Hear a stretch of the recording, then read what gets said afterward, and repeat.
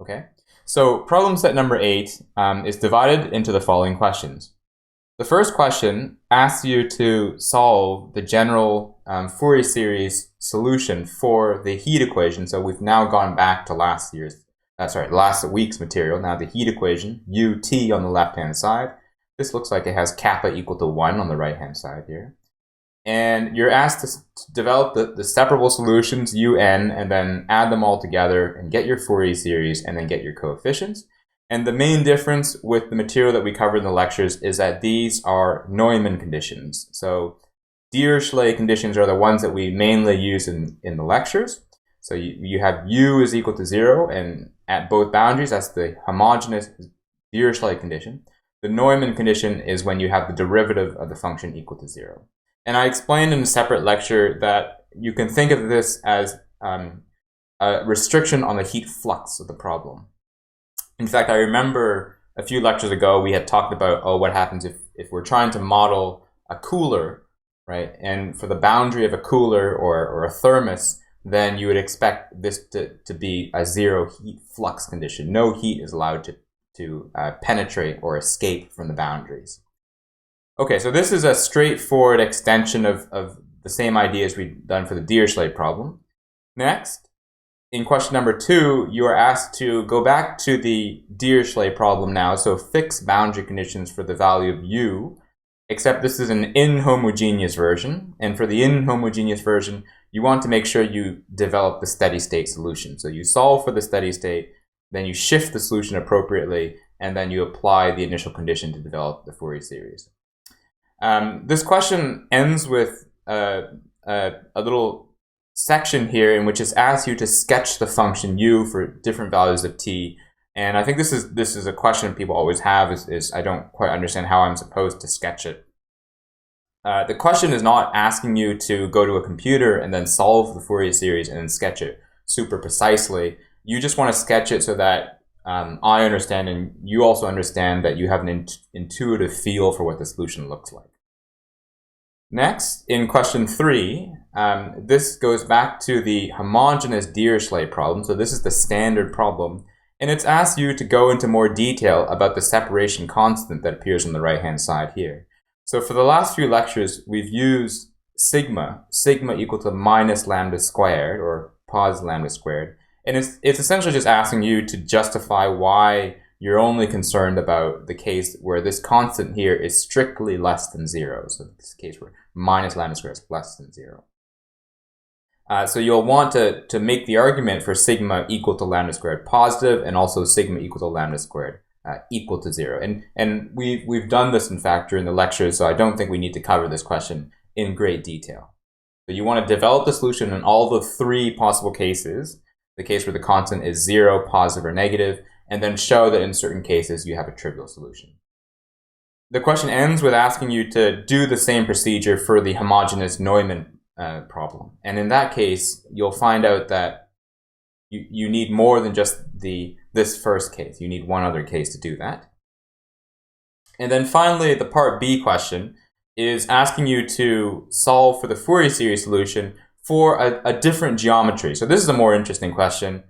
We've always just solved it on a line from 0 to L, for instance. Here you're asked to solve it on a disk. And for a disk, you have to go to a slightly different coordinate system. You have to use plane polar coordinates. But it's the same type of procedure. The equations will take a slightly different form. Okay, so let's get started right away. We'll try to get through as much as possible. Let's go back to the video here. Okay, so this first question, I've written the questions here on the right here. The first question starts off asking you to develop the general Fourier series solution for the Neumann problem. Okay, and I think we have to be quite quick with this.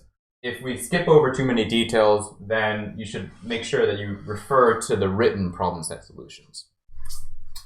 Okay, so I want to solve ut equal, and the question used kappa equal to 1, so I'll keep the same as the question, but it didn't have to. You could leave the kappa here. You want to solve this for x on a line, I suppose. and you're given the boundary conditions that ux at 0 and t has to be 0. This is the Neumann condition on the derivative, is equal to ux of L and t. Okay? And I think in a moment we'll be given an initial condition. That's right, u of x and 0 is equal to f of x. Okay? I'm going to have to be very efficient with my spacing. So if you find that the writing is a bit unclear, then you should let me know in the chat, and I'll make sure I either write a bit larger or write a bit more clearly. Okay, so the procedure is that you're going to separate it.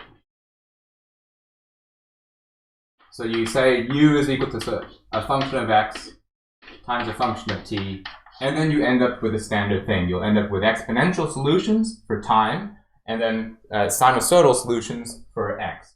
So I have big X is equal to a times cosine of lambda times x. No, I should do this a little bit more carefully because I want to define what the lambda is.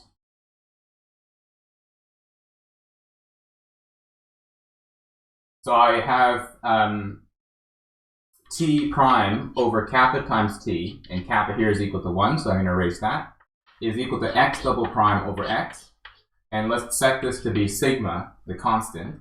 And then we have the different cases. And what turns out to be the case is that for the Neumann problem, this boundary condition, you do want to make sure that you treat the you treat the 0 case separately. Okay, so make sure that you do the sigma equal to 0 case separately for the Neumann problems for reasons that become clear when you. For reasons that might become clear later on. But we're going to do all 3 cases except for the most obviously trivial case. So case 1 here, sigma is equal to lambda squared greater than 0. Okay, in this case, your x of x is equal to a e to the lambda x plus b e to the minus lambda x. And then when you impose the 2 boundary conditions, you're going to have x prime of 0 being 0 and x prime of L being 0. You'll find that a and b have to be equal to 0. Okay, so this case ends up being the trivial case. The other way to see it on a more intuitive level of why this case is trivial is because if you were to use this positive constant here, you would end up with exponentially growing solutions in time, which, again, intuitively doesn't make much sense. This is a bar which no heat flow is being injected into it, and heat is not allowed to escape from the edges. So it makes sense that your solutions are not going to tend to infinity in time, right? So this case is going to be trivial. I warned you I'm going to be a bit more efficient with my spacing, so I'm going to end up erasing and using the same lines. So now I have case 2, where I have sigma equal to 0. And in this case, you have x double prime equal to 0, and then you solve that, and you have a linear solution in x. You integrate that twice, so you have an ax plus b.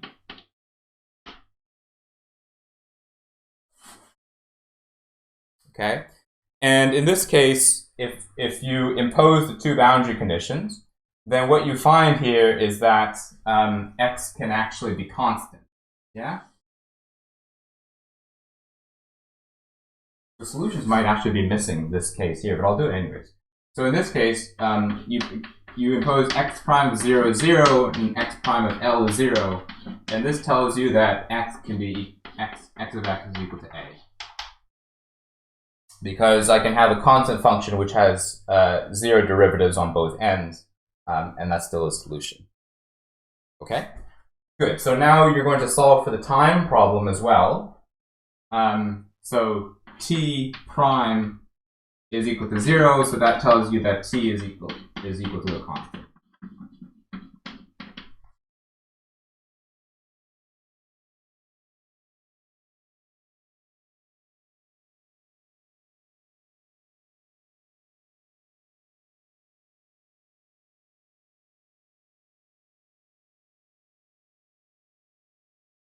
Okay, sorry, I'm just going to make sure that I don't miss over anything essential. Okay, so you've covered this explicit case, and then now we have the case where this constant is less than 0. By the way, you notice as well that if this were Dirichlet conditions instead, if you impose that the function was 0 on the left and on the right here, then this ends up being the trivial solution, right? Because the only line that goes through 0 on both ends is the trivial line, so you end up with big X here equal to 0. So it's for the Neumann case that you have this additional constant you need to take care of. Okay, so now we're going to set sigma equal to minus lambda squared. This is the typical case where this is less than 0. And then instead of this linear function or the exponential functions, you now have cosines and sines. This is a cosine of lambda times x plus a b times sine of lambda times x. And then you impose the two boundary conditions.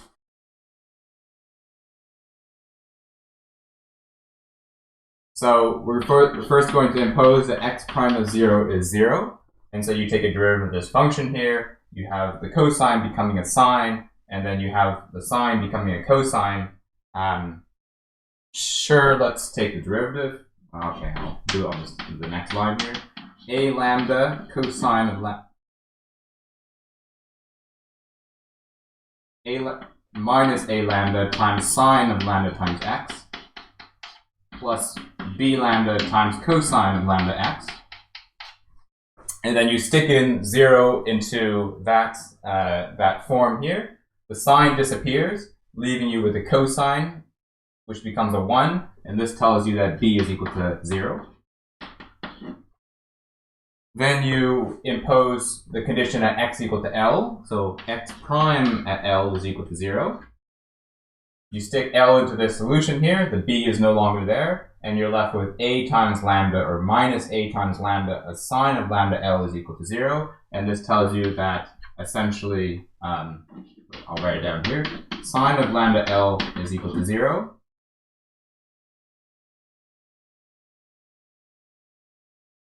Or if you like, a times sine of lambda L is equal to 0, but you don't want a to be equal to 0. And so this tells you that lambda L should be n pi, and lambda is equal to n pi over L.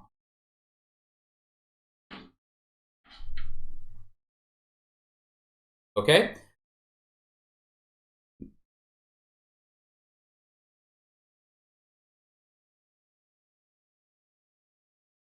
Did I make a mistake? Should it not be equal to a constant b? I'm not quite sure whether I made a mistake or not. Let me keep on going until maybe you yell at me a little bit more. So I've got now the cosine modes, and I've got these eigenvalues. And if I like, I can index this with an n. And I have to make a little reasoning about whether I need to include the different n positive or n negative or n is equal to 0 case. So at the end of the day, you have your separable solutions, un of x and t. Okay? And you're going to have an. So this will be an exponential, so the time will be an exponential. Let's write down the full solution. So I have an times cosine of lambda n times x times an exponential of minus lambda n squared t. Okay, I didn't solve for this one here. I didn't solve the time equation, but this is just the standard equation for, this is just a standard exponential for the time.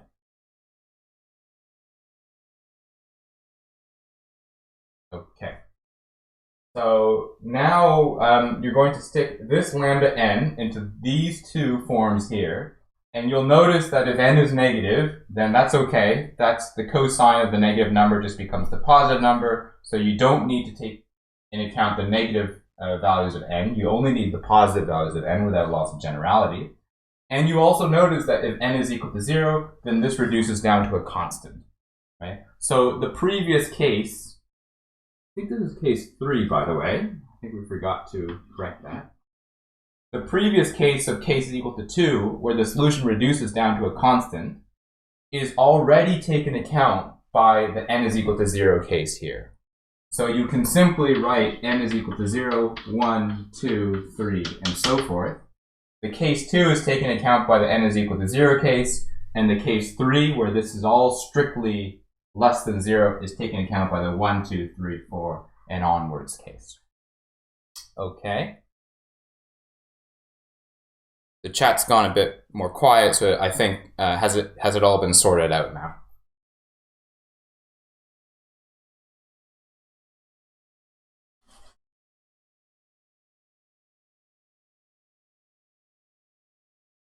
Well, I'll write down the final solution. Hopefully it's been sorted. If not, then I'll write down the final solution, then we can take a step back and see whether we have the right thing. So the general solution, formed by the superposition of all these, because it's a linear problem, is u of xt equal to the sum from n is equal to 0 to infinity of this expression here. But we're going to do a bit of a trick here. We're going to separate out the n is equal to 0 case. And I'm just going to separate it out so that it looks like that.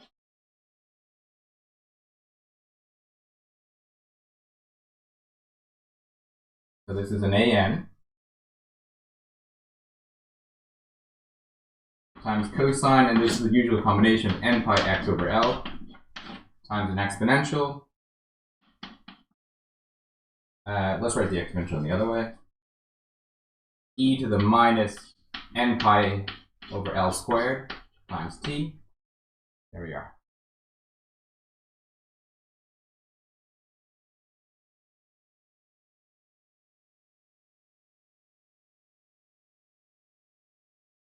I used the wrong constant in case 2. Okay. So I'll note two things. The first thing is that these A0 and these ANs are not technically the same as the A's that I wrote down before, because I've redefined it so that this first one has a factor of 2 up front. Now, you might have done the mistake, or the quote-unquote mistake, of not putting this to be A0 over 2. You'd start this off at n is equal to 0 to infinity with just an times this times that, and that's perfectly fine. If you did that, what you would find is that your Fourier series coefficients just need to be slightly changed on the first one, okay? But I've anticipated that this looks like the more typical Fourier series, so I'm going to move the n is equal to 0 solution out when the exponential is just 0 times t, or 1, and in that case, and then just multiply it by a factor of a half in front, okay? Okay, so we've developed the general solution. And then the final part of the question is essentially just asking you, can you impose the initial condition and determine what those coefficients are?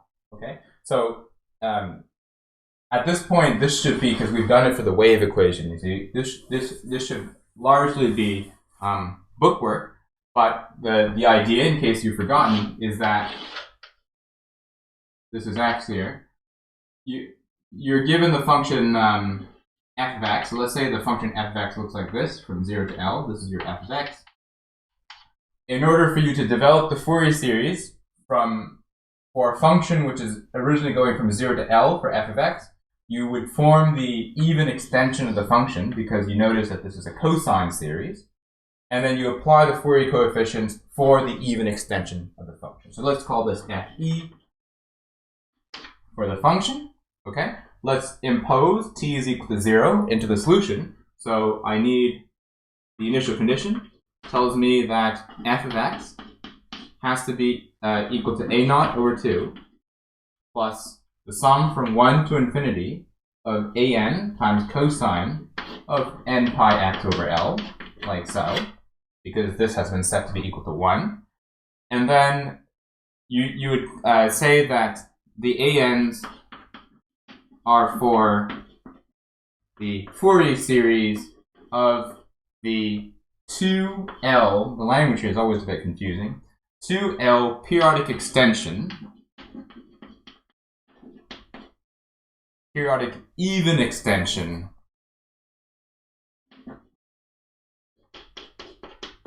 of fe of x, of, let's say, f of x,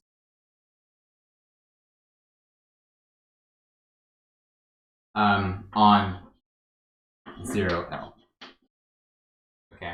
just because you're learning this course for the first time, presumably, when I teach this, I'm always conscious of the fact that I think students have difficulty putting this into words, right? So what this says is that your f of x is originally defined from 0 to L. You extend it in an even way to minus L to L, and then you do the 2L periodic extension of that. So you copy and paste this over and over until you fill up the entire domain. Okay? Once you've done that, then the ANs are then just 2 over L.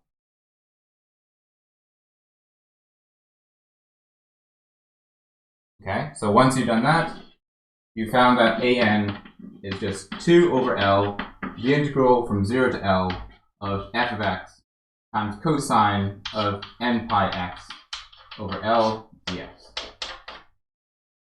Okay?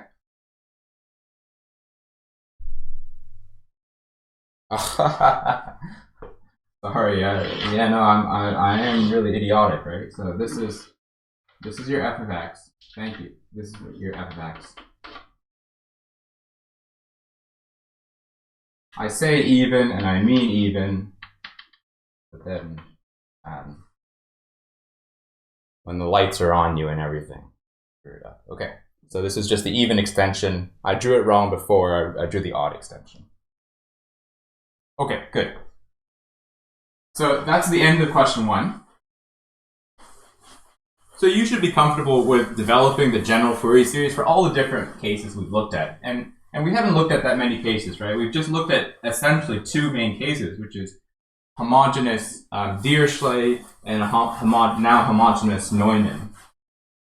The case where it's inhomogeneous, you just have to shift the solution. So that's now question 2.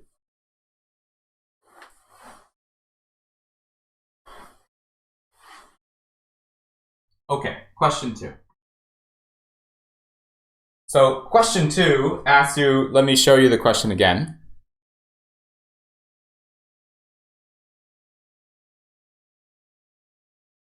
So we've just covered this question 1 case. We've developed the general Fourier series and the general Fourier coefficients. Okay. Question 2 now says you're given the inhomogeneous Dirichlet problem, and you're asked to apply inhomogeneous conditions. So it's set, the temperature, if you like, is set to 0 on the left and it's set to 1 on the right. And you're given 2 different cases of initial conditions, and then you're asked to sketch what the solution looks like. Okay. This question involves some integration. In particular, part 2 here, part 2b requires some integration that I'm not going to bother doing. But again, the question is fairly standard. We've done, if you find these questions confusing, I would recommend that you just watch the relevant lectures, and we would have done examples of different situations of the heat equation with this inhomogeneous condition. So let's just say what we need to say. So this problem here, you see the word inhomogeneous and you think, okay, what I have to do is I have to go and solve for the steady state.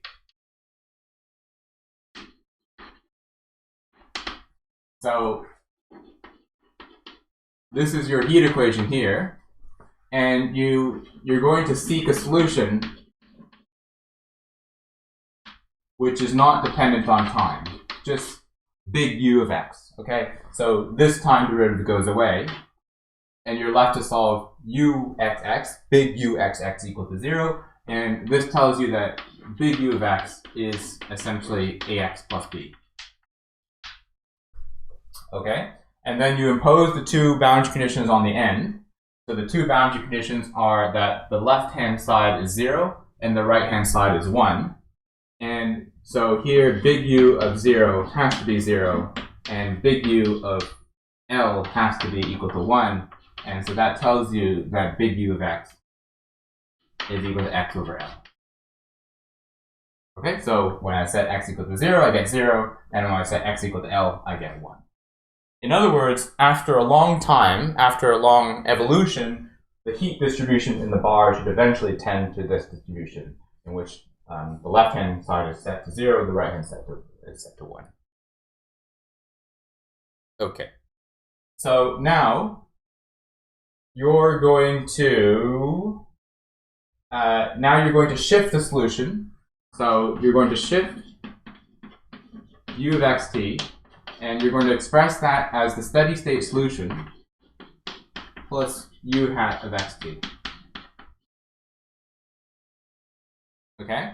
And once you've done that and you substitute this into the PDE and the boundary conditions, you'll find that u hat satisfies the same equation as u, that u hat has 0 Dirichlet boundary conditions at the end, and that u hat has a slightly adjusted initial condition.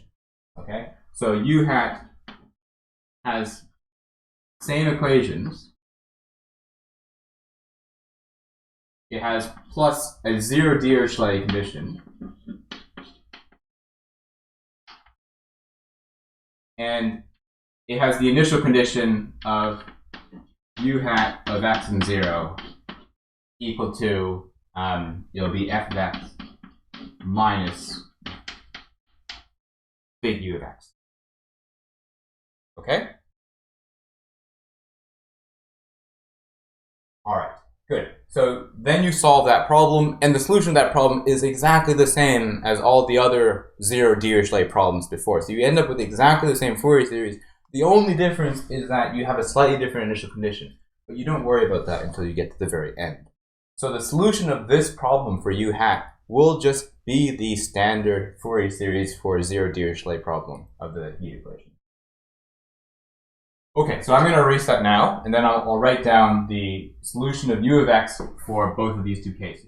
By the way, for the actual problem set, you didn't have to go through all of this, right? You could have just cited it. It would have been perfectly fine for you to say, okay, I know what the solution is. I've gone to my notes, and I figured out that the solution u of xt is equal to the steady state plus the u hat. Okay, but again, it's always good for you to be able to derive it on the fly and not have to rely upon your notes.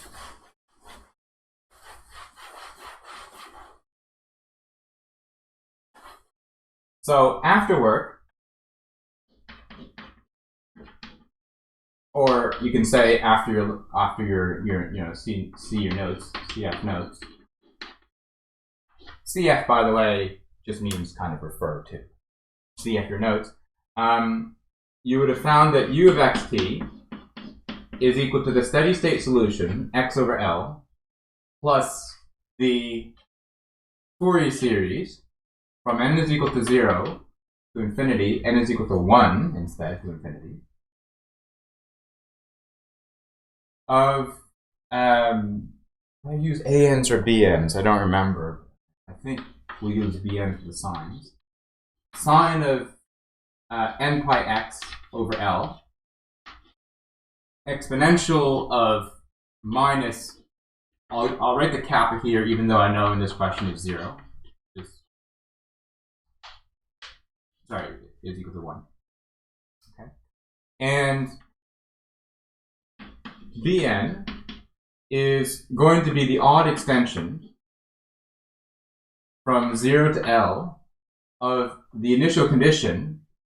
Let's write f of x for the initial condition minus x over L.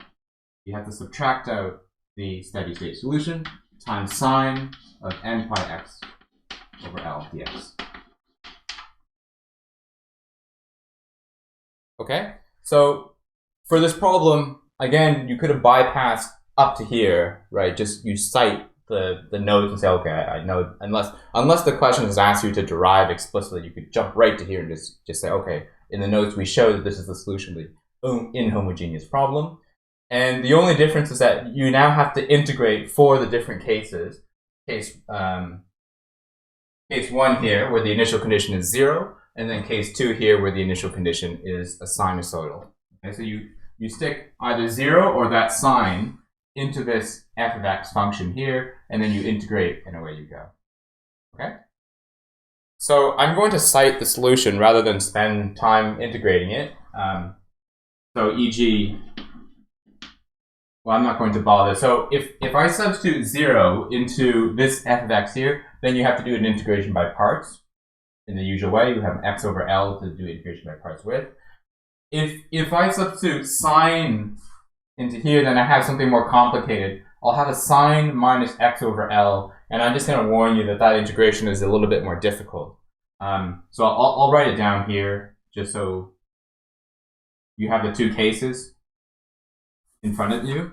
So in the first case, so let's do two parts here. In the first case, in case A, your Bn is going to be 2 over L times the integral from 0 to L of minus x over L times the sine of n pi x over L. And in the second case, it's more, this is case B. In the second case, it's more annoying. You have a Bn is equal to 2 over L, and then you have to integrate 0 to L of this sinusoidal function, sine of pi x over L minus x over L multiplied by sine of n pi x over L. Okay. So the way that you would do this is you would multiply out into a product rule. So you multiply the sine times this one, and then you multiply the x over L times this one. The second one, the x over L times this sine, is just the usual integration by parts. If you have a polynomial times the sine function, it's just integration by parts. But if you have sine times sine, then the trick is to use the formula from the notes, the one that tells you how to integrate products of cosines and sines. I'll pop that up here so you can see.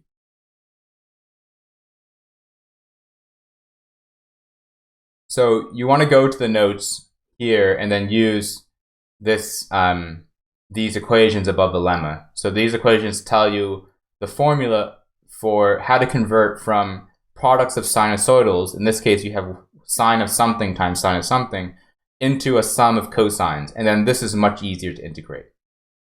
Okay. If you didn't know this formula, you would have to, in essence, derive it from integration by parts, and it's slightly annoying to derive these.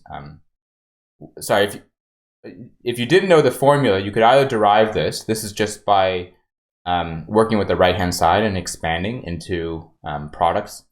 Or you would go to the actual question and then do an integration by parts in the question and ignore the formula. And both ways, it's slightly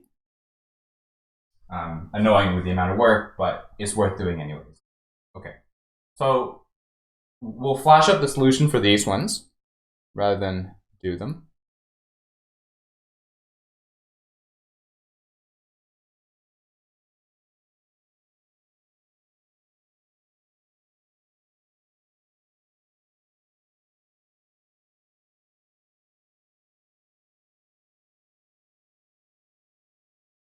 You have to give me a minute here. Okay. So in this case, this turned out to be 2 over n pi times minus 1 to the n. Okay. And in this case, this turned out to either be one of two cases. In the first case, this is 1 minus 2 over pi if n is equal to 1. And in the second case, this is 2 over n pi times minus 1 to the n. If n is equal to 2, 3, 4, and onward. Okay, now if you're following this at home, I would really recommend you to actually go through the integration procedure for this question. It's a really good exercise. And the reason why it's a really good exercise is because if you, I've always warned you that when you do the integration by parts, you need to make sure that if you divide by something which is potentially 0, then you need to treat that case separately. This is precisely one of those cases. That when you did the integration by, when you do the integration of this function, you'll end up dividing by factors in which, when n is equal to 1, you have 1 over 0. Okay, and you have to treat that case separately. So that's why this case comes up.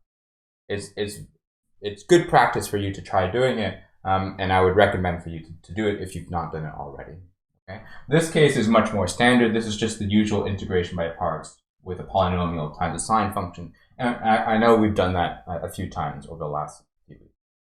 Okay, so this is the end of finding the formula for the Fourier coefficients. The last bit is to just plot them. So let me just explain to you the reason why, if you look at the solutions, how you're supposed to think about plotting these solutions.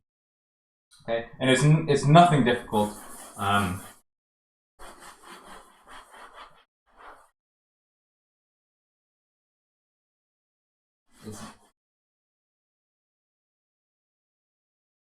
So in the solutions, the question has asked you, can you sketch what the solution looks like at different moments in time? And what I really wanted you to do there is just to split it into initial time, middle time, and late time. And just for you to understand how it, on an intuitive level, how it evolves through those three cases. Okay? So let's just plot the three different cases. So in case A, the initial condition, u of x0 is equal to 0. Okay? And you're going to do three pictures. You're going to do small time. And, you just take t is equal to 0. It's all right. Then you can do intermediate time. And then you can do late time. So late time here, you mean t is large. And here you mean t is medium. I didn't expect you to specify exactly, moments in time, exact values for this. Just as small, medium, and large. Okay, so I know that my solution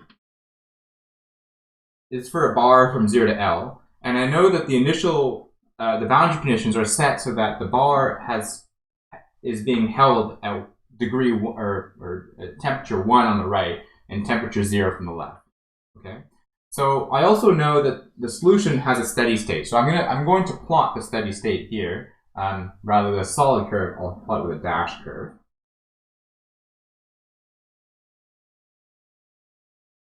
And initially, the solution is going to basically be 0 everywhere. So this is the initial solution. This is the initial condition.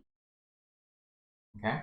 So immediately, after time begins, when t is greater than 0, this boundary will then pop up to 1. Because as soon as time starts, the right-hand boundary is set to 1. If you wanted to, you can do an open dot here and a closed dot here if you wanted to. But that was not so important to me. Okay, then you try to think about, what happens when it's at medium time. Let's actually skip to late time.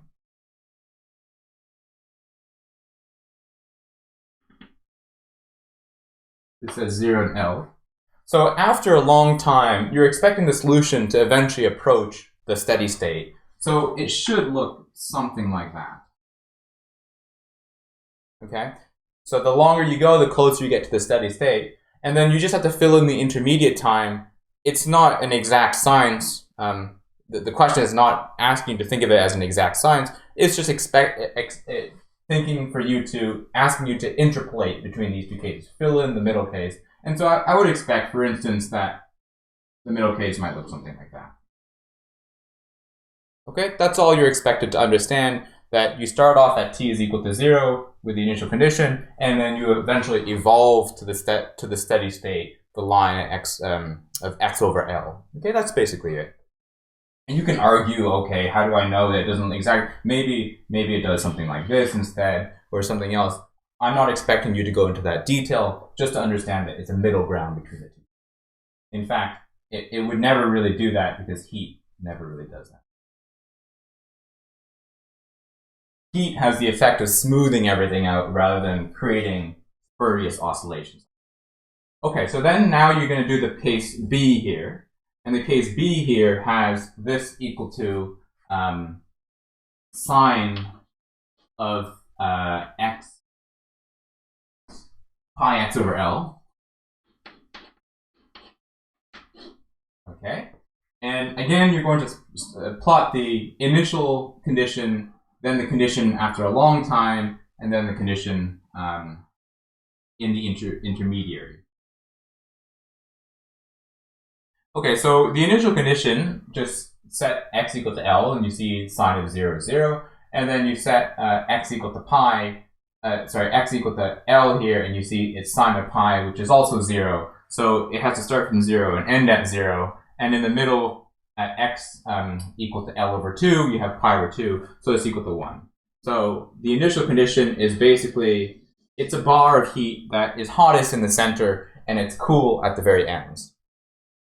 Again, as soon as time starts, this right boundary condition then pops up to 1, and then the solution eventually evolves to this state.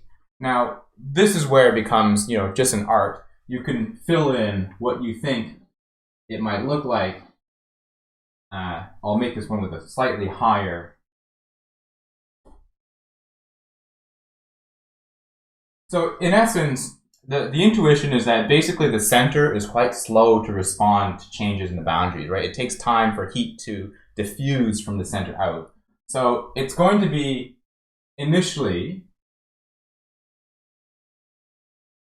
something like that, right? Because the center, which is initially quite hot, is going to take time to eventually cool down. And then eventually that bump will become a little bit less, right? And then these two humps will get smaller and smaller, and eventually you approach the steady state.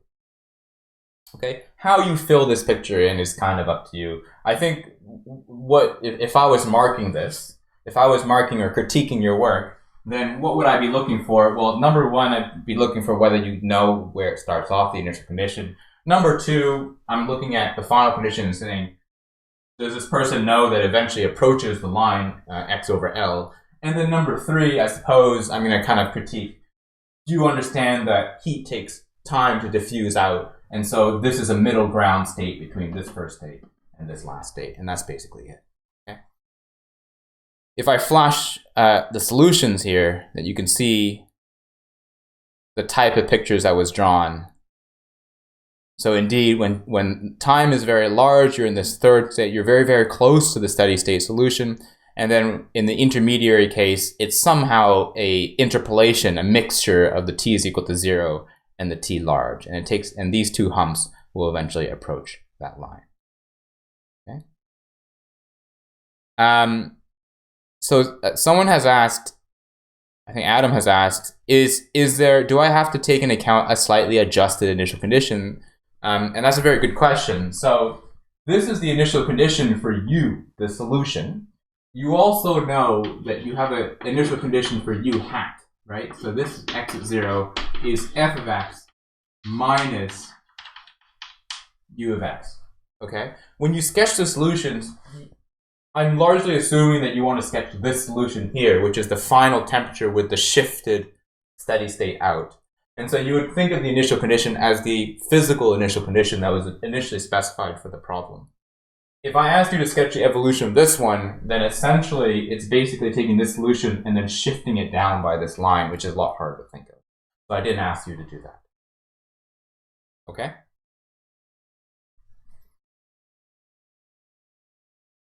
Is that good?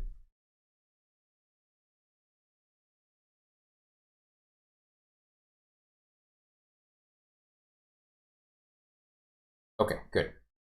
So now we're going to go to the next question.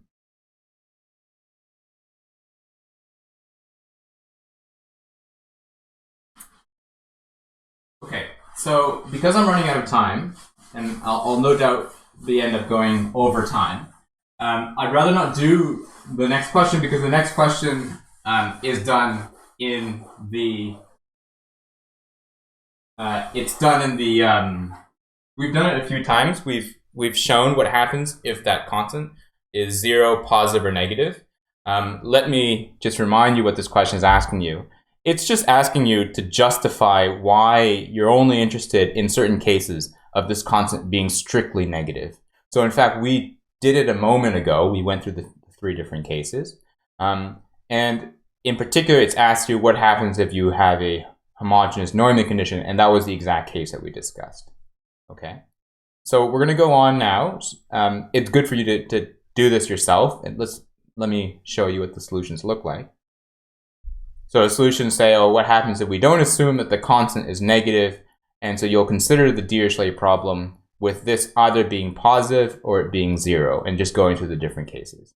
And this is exactly what we wrote down. You have either exponentials, or you have a linear solution, and then you impose the boundary conditions.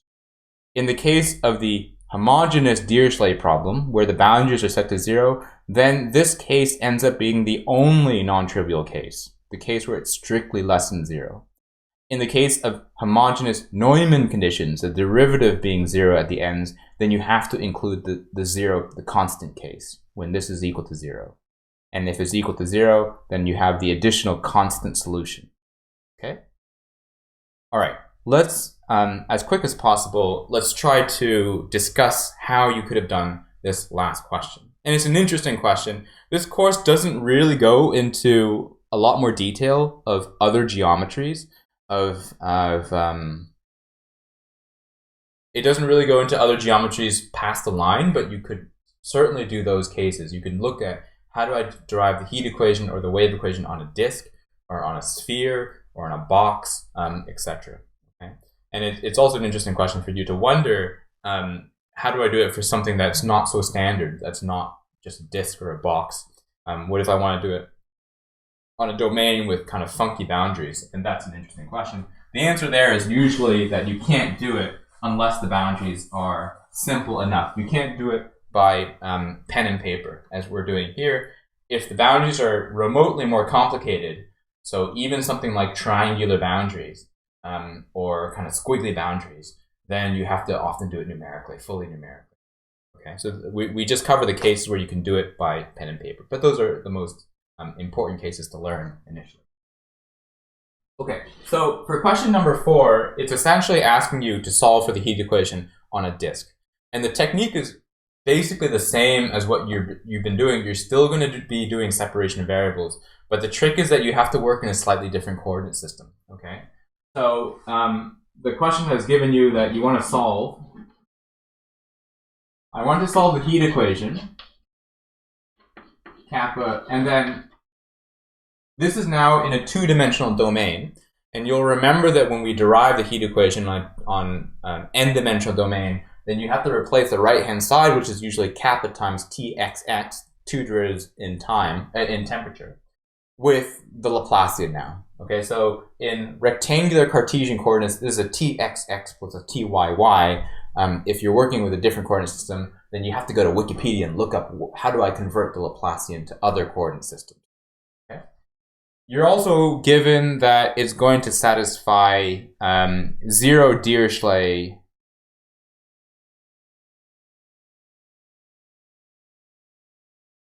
Okay, so the question doesn't specify any further. It just says solve this using separation of variables.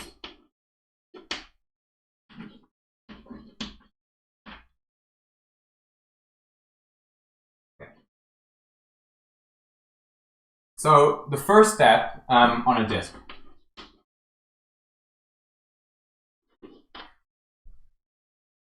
Radius of r less than or equal to a. Okay, so the first step is you have to go to Wikipedia and look up how do I convert this Laplacian into polar coordinates. That's essentially okay.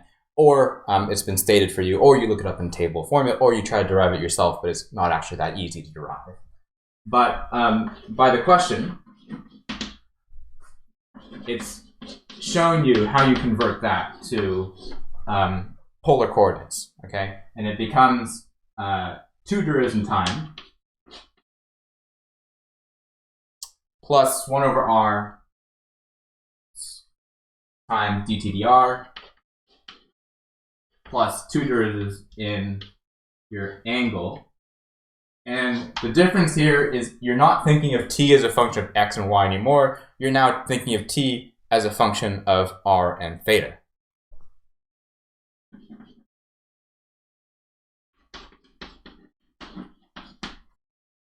Okay? So, but you're mathematicians, so you're going to think of this the same way you've done it before. You're just going to do separation of variables with this. So you're going to separate it into a function of r and a function of theta, and let's use t with theta then. Okay, and you substitute this into the above line.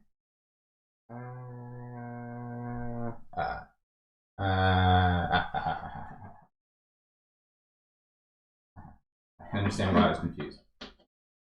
The question has not asked you to solve for the full heat equation, which you could do, by the way. It's asking you to solve for the steady state heat equation. So I should actually show you the question.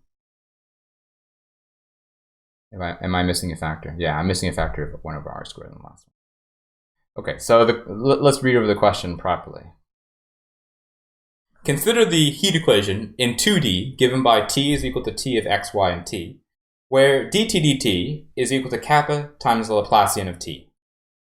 Consider the steady state solution of the heat equation in a disk of radius r less than or equal to a.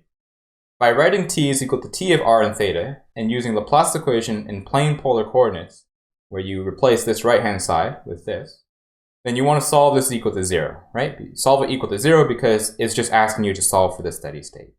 So it's not asking you to solve the full heat equation, just the version of it where it's time independent. This is what if I were to heat a disk up, a disk of radius a, what the temperature would eventually look like. So you ignore the left-hand side, and then you solve the right-hand side equal to 0.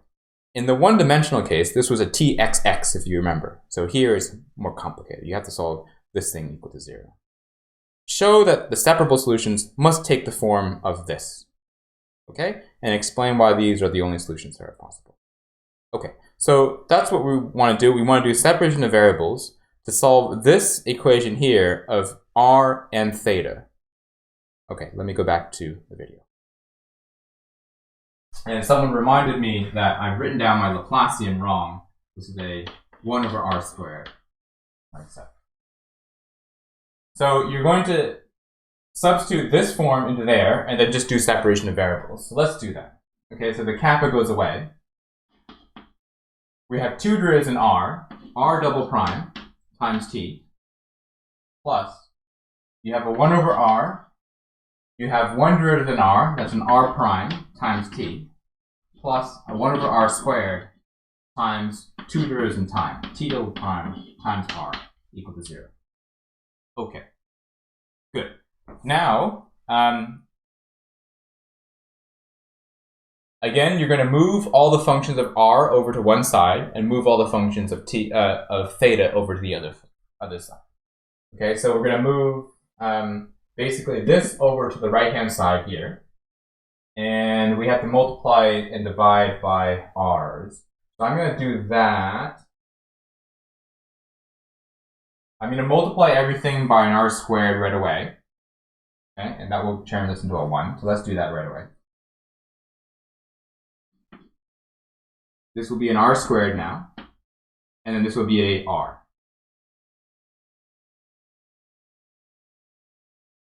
Okay? And then I'm going to move this one over to the right-hand side. And then I'm going to divide out by the r. So if you don't mind, I'm going to do it all in one line. I'm going to move this one to the right-hand side. So now it becomes a negative t double prime times an r. And then you divide out by the r.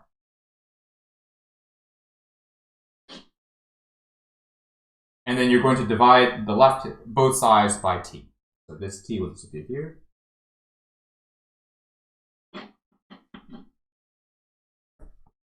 Okay. And then finally is the same rationale. The left-hand side is exclusively a function of r, and then the right-hand side is exclusively a function of theta. And so the two have to be equal to a constant, and then you're going to get 2 differential equations to solve. Okay.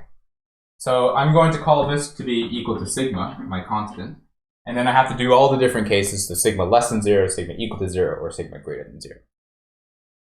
Okay? So let's write down, so these are more difficult differential equations to solve, so we're going to have to write that down properly.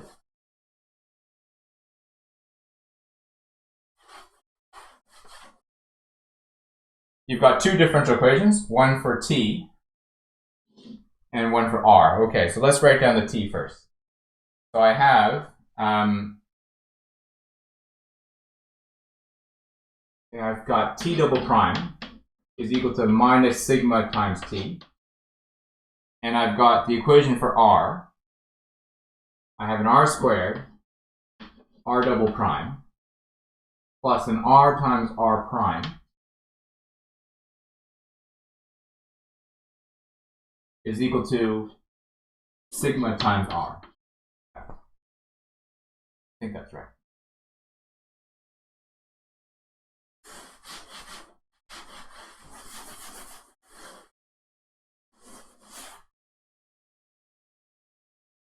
Okay, so so these will be oscillatory solutions or exponential solutions, and also the case where sigma is equal to 0 is constant you have to take care of. These ones this is a more difficult differential equation, so I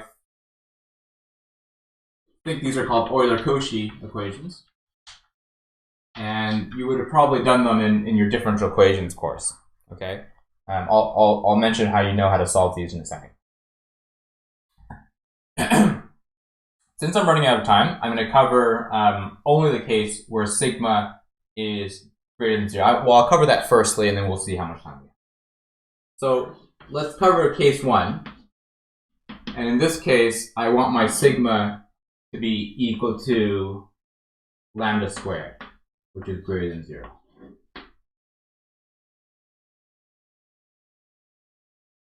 The reason why I'm doing this, by the way, is because I'm anticipating this function of t, the function of theta, to be circular. It makes sense that the function of theta is circular because it's on a disk. So I'm expecting these to be sines and cosines rather than to be exponentials. So that's why I've anticipated that this is greater than 0.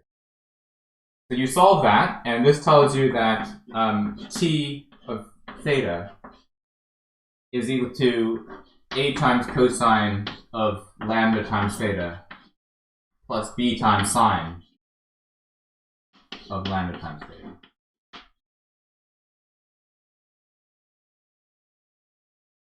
Okay.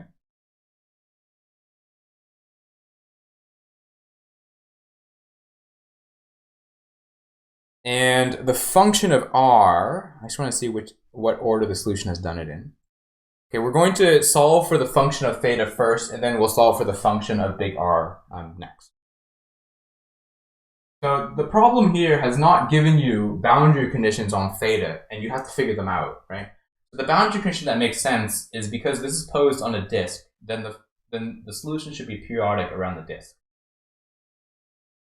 So you need t at theta is equal to 0 to be equal to t at theta is equal to 2 pi for periodicity.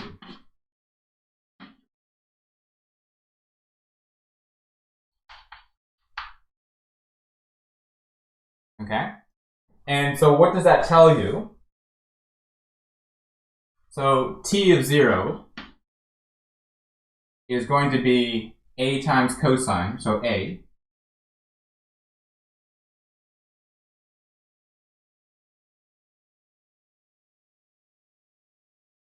okay, I see. So the solution has actually worked with a much more general periodicity condition. So this is the condition where the periodicity is imposed at theta is equal to 0 and at theta is equal to 2 pi, but I need a much more general periodicity condition. So I need t of theta plus 2 pi is equal to t of theta for periodicity at any theta.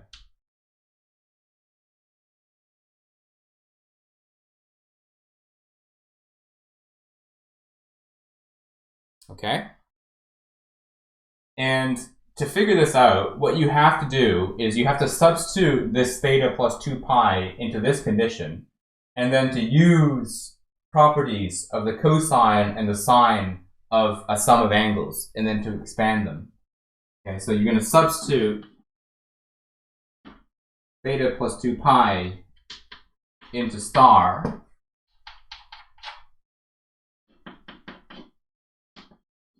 and use trig identities.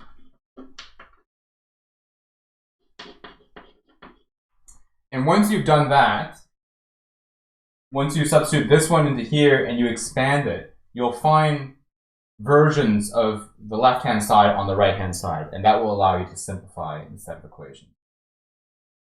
Okay? What you'll find, which I won't do, just because it's going to take us well past time, is that what you're going to find is that tells you that this lambda here essentially has to basically be a multiple of n for periodicity.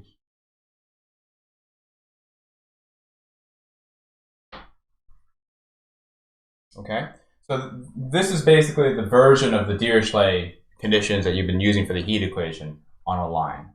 In order to impose periodicity of the function, that it wraps around if theta plus 2 pi is equal to this at theta, then these have to essentially be integer multiples.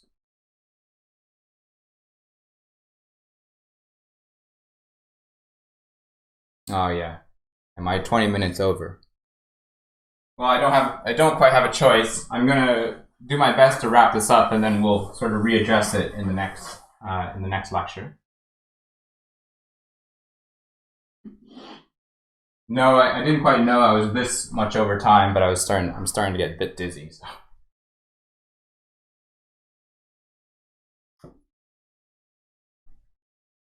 So what you want to do is you want to solve this next equation here. So I have to solve r squared times this plus r times r prime is equal to sigma times r. And to do that, you want to set r equal to r to some n and solve for n. Okay. Some of you may or may not have seen the solution method for solving Euler-Cauchy problems. But essentially, this is the way that you do it. So you remember that to solve a second order constant coefficient equation, what you do is you substitute e to the r times x, right?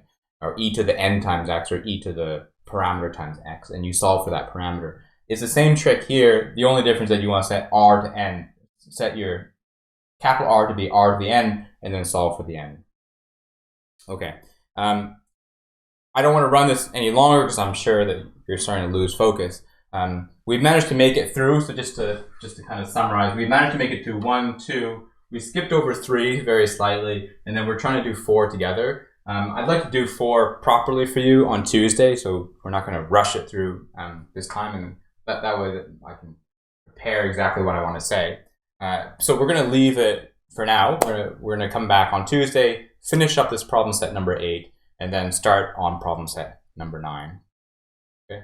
Otherwise, it is Friday. We have a weekend to look forward to. So I wish you all the best for the weekend. Stay safe and stay healthy, and hopefully you're being productive for the weekend as well.